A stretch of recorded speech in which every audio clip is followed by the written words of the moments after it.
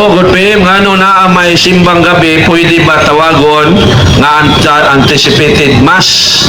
So, ang anticipated mass, mga igsoon, base sa kultura na sa mga Hudyo, no? Kay base sa kultura sa mga Hudyo, kaya ito magyapong giadap ang ilahang kultura. Base sa kultura sa mga Hudyo, 6 to 6 man. So, ang misa, Sabado alas 6, gitawag na siya anticipated mass, kay pagka alas 6 gi-consider naman na sa mga Hudyo nga Domingo na. That is why, ang Ebanghelyo nga itong gibasa din Sabado sa gabi, maupod ang Ebanghelyo nga basahon pagkaugma sa Domingo. Kaya mao naman na siya ang gitawag og anticipated mass. So, dili kay ko sure bro kanang sa laing adlaw, no? Bro, mayong hapon, asa gani to mabasa nga ingon nga ang simbahan sa Dios paganganlan o paganganlan sa mga santos.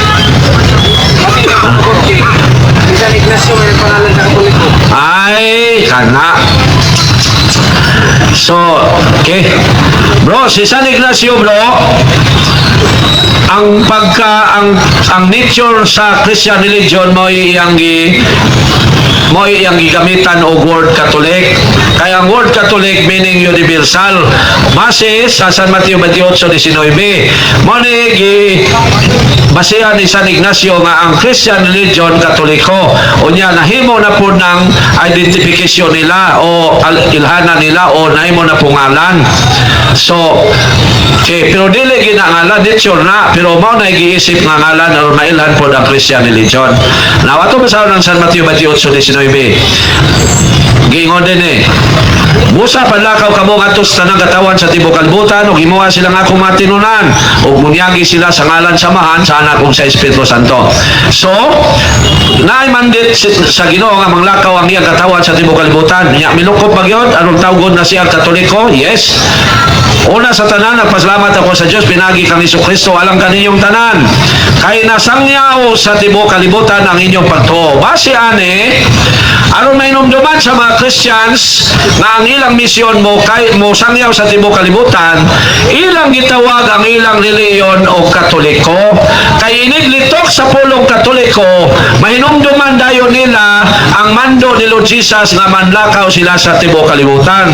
Kaya ang word Katoliko derived from the Greek word pinulungan sa nasod Greece, Katolikos sa English meaning universal. Sa Binisaya, lokop o kailap sa tibuok kalibutan. So ang nagpasiugda ng ngalan aron maoy mahimong ilhanan sa Christian religion mao ang santos nga si San Ignacio. So mo na bro, si San Ignacio siya ang nag-ingon nga tawgon natong Katoliko ang atong relihiyon. Muna ang Christian religion na ilhan sa pagtawag o Catholic Church. Tuig 107. Sa diyang nasulat ng Apostles' Creed niadtong tuig 180 sa libro nga gitawag og Didache. Didache meaning the teaching of the 12 apostles. Natara na dito sa Apostles' Creed ang mga pulong Sanctam Ecclesiam Catholicam. Remember mga protestante nga nagtanaw. 180 pa lang ang edad sa kalibutan nga karon 2025 na. Ang mga Christians mitawag na sa ilang reliyon o sa Latin pa Sanctam Ecclesiam Catholicam, sa English Holy Catholic Church. Tuig 180. Kaya supakon lang ta ni Felix Manalo nga 1940. Supakon lang ta ni Charles Pax Parham nga founder sa Pentecostal nga 1900. Supakon lang ta ni John Smith nga nagtukod sa Baptist 1609. Supakon lang ta ni William Miller nga nagtukod og pondo gitawag niyang Sabatis dili pa ng 70 Adventist karon. Supakon lang ta ni Ellen G. White nga nagtukod og pondo 70 Adventist 1863 kang William Miller 1830. Supakon lang ta ng pundok nga Methodist nga tinukod ni John Wesley 1739. Supakon lang ta ng Bunagin nga tinukod ni Peter Sioyongsi 1967. Supakon lang ta ng Foursquare nga tinukod ni Amy McPherson 1927. Kinsa man sila? Mao na mga igsoon. So di kita padala nila. So ano mga igsoon nga aron ta maluwas pasakop sa gitukod ni Lord Jesus. Ayaw gyud padala sa mga sikta kay mini na nga pundok sa reliyon. Pero wala ta maghukom nila nga makasasala sila. Dili ta maghukom nila nga mga daotan sila. Ang ato lang iklaro dinhi nga maglisod sila sa ilang kaluwasan kay mini lang ang pundok nga nagbautismo nila. Kay ang gingon ni Lord Jesus, ang iyang luwason o ang maluwas kadtong nagpasakop sa iyang pundok. Pero kanang magdumili, di yun na maluwas. Pero wa magpasabot nga ang tanan nga naa sa gawa sa simbahan dili maluwas. Kay na may mga inosente naman na sa CCC, no? To those who are innocent of the church founded by Lord Jesus Christ, but does the will of God, maluwas gihapon sila. Mao na mga igsoon, bisan pag wala sila literal nga baptism. Kalimot lang ko sa paragraph number. Maluwas ba, luwason ba ni Lord Jesus o maluwas ba ang intentional gyud nga dili mo pasakop, bot pasabot na walihan na pero magdumili pagpasakop ang tubag sumala ni Lord Jesus dili gyud. Marcos, Ebanghelyo ni San Marcos chapter 16 verse 15 to 16. Gingon dinhi. Miingon sa kanila, paglakaw kamo sa tibuok kalibutan o gisangyaw kini maayong balita ngadto sa tanang mga tao. Ang mutuo og magpabautismo maluwas apan ang dili mutuo silutan. So kung nawalihan ang tao bahin sa simbahan nga gitukod ni Lord Jesus nga mao ang simbang Katoliko, apan magdumili siya pagpasakop according ni Lord Jesus, silutan siya. Kay silutan man bot pasabot dili maluwas. So dili na judgment kay kang Lord Jesus na. Mo na mga igsoon, mo nang careful gyud ta kabong mga sikta, hawa gyud mo diha, balik kabong bibiya sa simbang Katoliko, balik gyud mo sa simbang Katoliko. Kabong wala pa mahisakop, pasakop in taon mo. Kay usa lang yun ang Diyos nga nagpakatao, si Lord Jesus lang.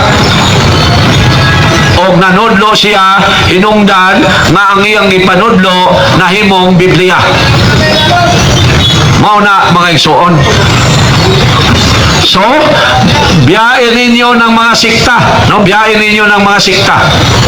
Ayaw gyud mo pagpakamatay anang sikta lang. Kay dako kayo ng problema ninyo ang inyong kaluwasan kung ang inyong napasakupan sikta lang nga pundok. Biyahe gina ninyo mga igsoon kung mga protestante. Pasakop yun mo sa gitukod ni Ginoong Hesukristo. So muna mga igsoon, ako mga igsoon, naghago ko dili sa money matters, kundi tungod sa akong gituohan o pamasin nga doon ako'y usa nga malig-on dinhi sa plaza nga ako'y igsoon. Nga doon ako'y usa nga mga dili Katoliko na nga malabdagan o mubalik sa simbahan. Maura na'y akong tumong. That is why buwali ko bisan walay daghang tao maminaw. Pero dili dasayod man ta daghan mga tao sa palibot kay plaza man pero dili lang sa dool makabati man sila sa atong sounds. So nadasig yapon ko nga basin malig-on po sila. Maura na mga igsuon, kapoy na magwali nga hilabtan pa ta. Kapoy nga magwali, oy magtuon pa ka, basa pa ka. Ako sige na kong tuon sa balay, basa lang bisan unsay makatabang sa pagpanlipod sa simbahan niya. Himuon na noon tang dautan, pero sa dilang Ginoo ra may balo sa tanan, no?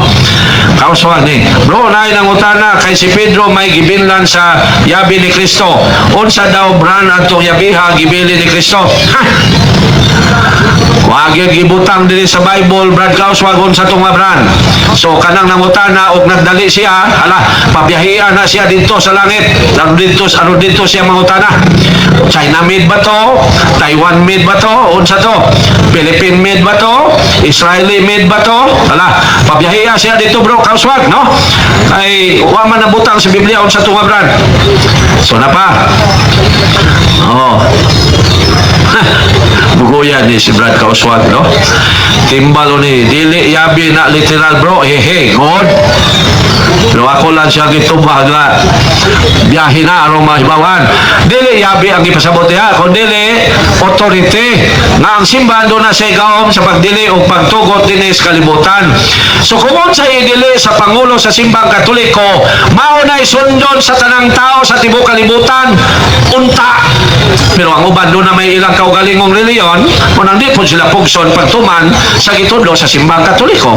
Pero ang angay unta, kay ang Simbang Katoliko mao man ni ang gitukod ni Lord Jesus, so bisan unsa ay gitudlo sa Simbang Katoliko, maunay sundon sa tanang tao nga nahimugso sa yuta. Pero lagi, as what I have said, na may laing reliyon, there are 4 major religions man throughout the world, mauna nga gipasagdan lang po na sila nga dili sila motuo sa simbahan. Pero gitudlo gyud sa simbahan na unta ang tanang tao sa yuta motuo sa Simbang Katoliko kay mao man ni ang gitukod ni Ginoong Hesukristo. So muna bro na, ha? Muna bro ha, dili na yabi nga pareha nang moabri kag balay, moabri kag tindahan, o dili gahom na ato basahon ang San Mateo 16:19. Gingon din Dara. Ihatag ko kanimo ang mga yawe sa gingharian sa langit. Ang imong idili dinhi sa yuta, idili usab didto sa langit. O ang imong itugot dinhi sa yuta, itugot usab didto sa langit. Kinsay gibillan na si San Pedro. Buot pasabot, kung unsa ang gitudlo sa simbahan nga gipanguluhan ni San Pedro, mao na sundon sa tanang tao. Pero lagi na may ilang kaugalingong reliyon ang uban mo nang ang simbahan di po mamugos nila. Pero ini kamatay dito na magmahay. Nganong wala mo pasakop sa tinuod na iglesia nga gitukod ni Lord Jesus. Mao na siya. So okay.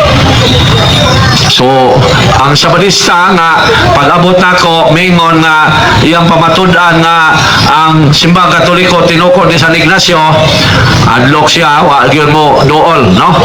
Wa gyud mo pagkuan. Nya katuo sa pud ka pastor founder, wa pod mo papupa kay wa magin sila mahimo. Pero og ang Katoliko wala magtuon, paborito na dila dayon. Tapukan.